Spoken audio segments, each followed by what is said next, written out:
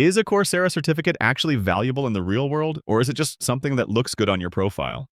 In this video, I'll break down when a Coursera certificate is worth it, when it's not, and how to use it properly so it can actually help your career instead of just sitting on your resume. First, let's be clear about what a Coursera certificate represents. It shows that you completed a structured course from a university or a well-known company like Google, IBM, or Microsoft. That alone gives it more credibility than many random online certificates. It also signals that you committed time, followed a curriculum, and passed assessments, which already puts you ahead of people who only watched free videos without finishing anything. A Coursera certificate becomes truly valuable when it's backed by real skills. If the course includes hands-on assignments, projects, or practical exercises, the certificate can serve as proof that you actually learned something useful.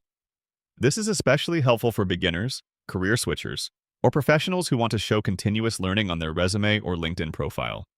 Now for the honest part. A Coursera certificate by itself usually won't get you hired. Most employers care far more about what you can actually do than what certificate you have. If you complete a course but can't explain what you learned or apply the skills in real situations, the certificate won't carry much weight. The smartest way to use a Coursera certificate is to combine it with practice. Build a small project, apply the skills in a real example, and be ready to explain your work in simple terms. When you do that, the certificate becomes a strong supporting asset instead of just a digital badge. Quick heads up, Coursera Plus Annual is currently discounted to $80 for the entire year for a limited time.